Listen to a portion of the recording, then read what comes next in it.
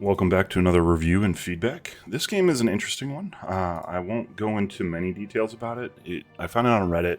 I definitely want to be very clear that this is going to be very different than what we usually see. So we're going to go through this a few times. It's a short video, so it's intentionally short. Well, not intentionally short, but I'm glad that it is a short game, so it's very clear what happened and all that kind of stuff. So we have, we're going to jump right on in. We have two players, of course, playing each other in this instance. We have Barcode as Protoss and OjStimson as Terran on the other side. We're going to go ahead and watch the Terran's perspective first, and then we will go through and watch the Protoss's perspective. And then I'll talk about things that went well, what things went bad, what things to look for, all that kind of stuff. So we're going to speed up just a little bit. It's the beginning of the game. Can't really have anything going on that's crazy here, at least from a normal perspective, and you know, I don't want to. It looks okay. The only thing that I see here is we don't have a scout going out. That's okay. We're in Masters League. If you're good enough and you're confident enough in your play, you can defend almost every cheese there is without actually scouting. That being said, that does not mean that there isn't very challenging holds. There's like roach timings and stuff like that, and they're opening up with the 2 racks. So this is going to be a very aggressive build, relatively speaking. We have a second gas. Oh my goodness, my armchair is breaking. We're getting a reactor core. That's what that is right there. We're going to slow it down a little bit at this point. We are a third of the way into the game, a little bit less than that, a little bit less than that, excuse me. 2 gases, so we're going to either have a 3 Reaper rush or something along those lines. Maybe something where we have a lot of Marines coming. Speed it back up a little bit. Another reactor, so we're going to have 4 barracks level tier 1 available. This is against Protoss, so this is going to be a cheese from our Terran. If you notice in the upper left corner, we can see that our opponent is doing a Stargate opener, but I didn't see a Nexus that went down, so we'll take a peek at what's going on here in a little bit. I do have the speed turned up still because we're just simply getting across the map, no interactions. And then I'll slow it down here in just a minute. So we have both of our Reapers. They're getting ready to jump in. A wall off here is pretty normal. I wouldn't expect anything crazy. Okay, double Adept there is kind of weird. Usually you'd have one Adept down here and one up there. Sorry, didn't want to lose the Reaper here. Reaper play is doing okay. Not doing great, but they did some shield damage and they scouted. So they do know that there is a Stargate that's coming. And there you can see they put down a turret, knowing that they're going to run into Stargate. Immediately switches into Marine production. I would probably go up the front because I didn't see any shield battery. That makes sense. That Oracle perfectly positioned, as well as both of those Adepts basically perfectly positioned. Okay. Oracle uses all of its energy. No Reaper damage at all. This is totally weird for this kind of build. The player is probably scratching their head, wondering how they did no damage at all, because even at Masters level, this is a Masters game, 4K MMR, give or take a little bit. You can almost guarantee you're going to get at least like 3 to 5 probes with this. I'm not quite at the skill level, but I've seen enough games. When you get up to the GM level is when you start to see 0 damage at all. When you have 5-6 Reapers against 2 Adepts. Especially since the opponent immediately went Stargate. It's possible, but the Oracle first kept it home. I mean, it makes sense. They got shield batteries. Looks like they were going for a 3rd location. A cannon down and a fleet beacon. It's a very interesting build. We got Stim on the way. We got +1 attack on the way. This is a very large army. If I was the Terran in this situation, and I don't plan on expanding, I would not go to 25 workers or 26 workers. I'd cut that. I'd build an extra barracks, get an extra few Marines in this situation. Like, I literally would just not go that deep. Especially since we're doing an all-in, one base kind of build. Doing no damage, I understand the thought process. I guess because you're pulling the boys. SCVs are faster than Marines, so you kind of want to attack with the Marines and have the SCVs catch up. Also, I mean, you can see that SCV way out in front, right? This guy right here, way out in front. The reason being they're way out in front is they're just faster. So that's why you want to send your Marines probably a third to halfway across the map and then take your SCVs, give you more income, and make it so that you kind of land at their front door pretty much at the exact moment they're supposed to. Time left in the game is pretty quick, so we're going to go ahead and see what's going on here. It is an all-in. Why are there carriers under production at 6 minutes? I guess if you're really, really far ahead, why are there so many turrets? Like, that's a lot of cannons. What the f... How do you know that you're getting all in on a 2 base? Never went across the map. Your opponent is pretty on top of what they're doing. Like, his build was tight, kind of. I mean, it's not amazing by any means, but it was certainly, you know, a build that he has executed many, many times. It's very obvious that the Terran, like, knew exactly what they wanted to do and all that kind of stuff. That was so many turrets, though. Or cannons, not turrets. You know what I mean. We're going to go for it again. Didn't kill any workers. I don't know. That's like a really sketchy... I like targeting down the Oracle. That's the right decision, because the Oracle... Oh no, continue to target down.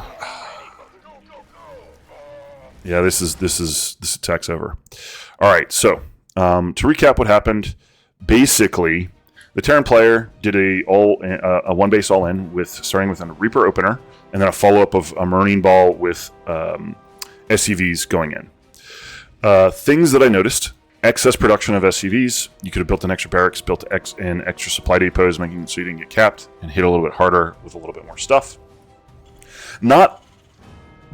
Take this with a grain of salt. I'm not a Masters player, but I think that little extra punch would make a big difference in a lot of situations. In this situation, absolutely not, but the actual build itself has a lot more power to it if you have more Marines a little bit earlier, and you pull half your SCVs versus all of them.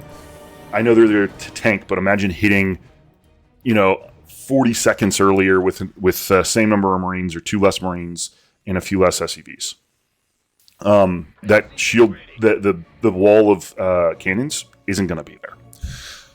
I don't know why there was a wall of cannons. If I were to be playing in that situation against my opponent, I would not have had that many cannons. I would have had more units. I also would have been playing my probes. My Protoss is absolutely terrible, so I probably would have lost. I would have also built more than the number of shield batteries we saw. I think there was 3. I probably would have had 5, because I am of the opinion that you want to push your opponent after they hit you, so that way you can do damage to them so they can't continue to go. Because if they did not pull the SCVs, they could be getting ready to gear up for another attack, be getting a natural behind it, something along those lines. This is a strategy that you can partake in. There's a couple little minor misclicks. The Oracle not dying earlier. The cannons, like the way that he shifted his units, they could position a little bit further in. All of them would be shooting versus half of them. Things of that nature, like little things. When you do cheeses like this, that does make the difference between winning and losing. That being said, I think that the Terran ran into a situation where they played against somebody that is able to handle what they were doing, had a really good idea of what was going on, had good information, or was ready perfectly, got really, really, really lucky. I'm surprised that both of the Adepts were here when they came in. That's weird. Then the Oracle and double Adept here is weird. And then having the cannon wall, the depth that it was, the number of cannons, etc., with only having, not another Oracle, not another, there was things that were doing stuff. The fact that they didn't harass with the Oracle at all, like all they had to do was come over here, get the Oracle and poke it and run away. They didn't do that. That's kind of weird to me. All right. That being said, we're going to go ahead and show the game from the other person's perspective. We're going to speed it up a little bit. Just to be very aware, this is such a weird position for a camera. I don't know. I've never seen anybody do this. Why is their camera positioned over their ramp? You can't see what you're doing. How did they build that? Okay. All right, so clearly barcodes cheated. I'm going to show you how we know this is true. We are on their perspective, their camera. Okay, what that means is basically their camera is where you can control things. you have to be able to click on things in order to be able to make it happen. So if we hit their camera, I can't make all of this go away. So you could click here theoretically, but we're going to go ahead and watch in normal speed. We're going to speed up just a little bit. But you could see that they built their gateway. They're continuing to build probes, which is fine. Whatever, not a big deal here. But then they built with their camera here. You can't do this. This is something you physically are not able to do in the game. They built their assimilator way over here with their camera over here. They're controlling this probe to be there beforehand. We'll go back even like 3 seconds, right? Why is this probe here and selected? Let's see where that probe came from. We'll go back another couple of seconds. Okay, cool. I'm just looking for the probe to pull from over here. Okay, so he has the rally here, which he did not set until later on. So this person is clearly using some kind of map hacking. There's no question at all in my mind that that is happening. They probably have full information. They're probably peeking over here constantly.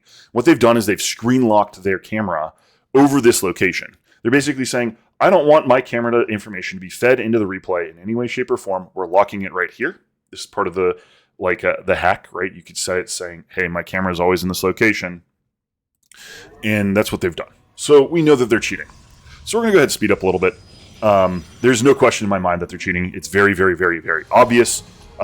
They built a gateway. They built an assimilator off screen. They selected units off screen. They rallied off screen, etc. We also said that there were some weird, goofy things with positioning, right? They had the adepts here perfectly in position. They knew that there was going to be a Reaper play, so they went for Oracle immediately. They knew they weren't getting rushed immediately, so they were able to handle their rush early enough, so they built that Nexus before they built their first Adept. The first Reaper shows up before that first Adept. Just to be very clear, if you send a Reaper across the map, early game, you can get it across the map before that Adept comes out. The fact that they've positioned themselves here before it even arrives, the fact that they were selecting, here, we'll go back to that so you can see what happened. Okay. This is super suspicious as well.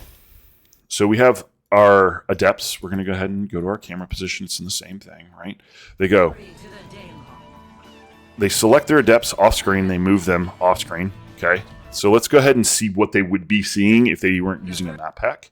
So we're just going to kind of park ourselves like right about here. We're going to do everyone because we just know that they're going to do what they're going to do.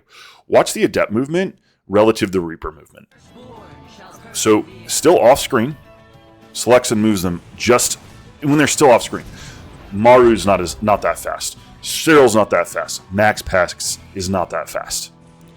So let me do it this way. We're going to go ahead and jump back here just so you can see what they see. Okay. They haven't selected. They literally are moving them before they get on camera. So we'll do that one more time. We're going to slow it down a little bit more for you. Select as they show up on camera. Which means what they're doing is they're using a hack or a thing that says, I'm moving the unit before they can be seen. But the selection didn't occur until after they showed up on the camera. Yet again, another hack. Like, it's just a hack. The adept going here. We'll do everybody camera. We have all the army going here. Where do we have our Oracle and adepts?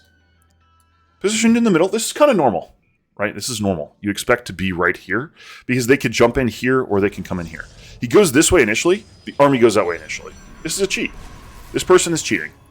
The player was kind enough that submitted this to StarCraft 2's subreddit, was able to give the battle.net profile. So I'm going to go ahead and include that in the replay. But this person has a 4K MMR and is reducing other players, specifically this player's MMR, because they're cheating. They're literally cheating. I wish this problem was solved, all that kind of stuff. You could see the Reaper coming around. You could see the Adepts already in position. Like, they're there before it happens. Oracle's in the other position, which is normal. That's okay. But, like, just you can still see their position, their camera position is, like, not moving. And yet they're selecting things over here. They're doing little movements. They have, like, either this is an AI that has full map vision or this is a person that's just straight up cheating. I'm going to go with cheating. But yeah, so just to get back to what I would do differently, I would have far more shield batteries. and I would not make it so they can get a concave. So I'd do like cannon here, cannon here, cannon here, cannon here, cannon here, cannon here, right? Like we'd make a spoon, the inside of a spoon, that concave, so that when they push their army in, they have to hit the different units. And then I'd place a shield battery here, maybe back here, maybe up here. And I'd have 2 less cannons. So I'd have 1, 2, 3, 4, 5, 6, 7. Have my oracle. You get the point I'm trying to articulate is basically I'd make it concave. I'd have extra shield batteries. I would definitely have production for my gateway units at all times. But this is somebody that has perfect information. And the crazy part, like, look, if you look, not all of these Marines are shooting, which is a problem. Not all these SCVs are not shooting. So if I was a Terran, so we're going to do this one more time. This is just to help slightly. I do like the idea of running the SCV forward. That was a good call. There's an oracle. You know that they know you're cheating, or you know that they're cheating at this point, or you're very suspicious that they're cheating. What I would have done is I'd have taken half this army and had it over here. Or initially, because when we scout in, I'd go, oh, I see the cannon, right? I see cannons. I'm gonna take half. I'm gonna push this, grab this half, move it back here, take this half, and move it over here, and then that way I can attack at the same time on both sides. We're gonna slow this down just so you can see the fight one more time from everybody's perspective. You can see there's Marines that are running around not hitting things, and SCVs not tanking the side that is being shot at. Those extra handful of Marines of damage may have made it so that you would have, let's see, it was 5 to 6 Marines of damage not shooting. You would have 3 extra Marines here, probably. That's a guesstimate. 3 extra Marines with an extra SCV and this little group here. I think you could have actually taken the game. Like, you could have actually taken the win. You could have gotten through to the battery. You could have killed the units that mattered here, because that shield battery is super low energy. He would have to pull workers, and then the game would not be over until you saw the carriers, which, I mean, they have a couple carriers out. But you'd have been able to do damage, is the point that I'm attempting to articulate.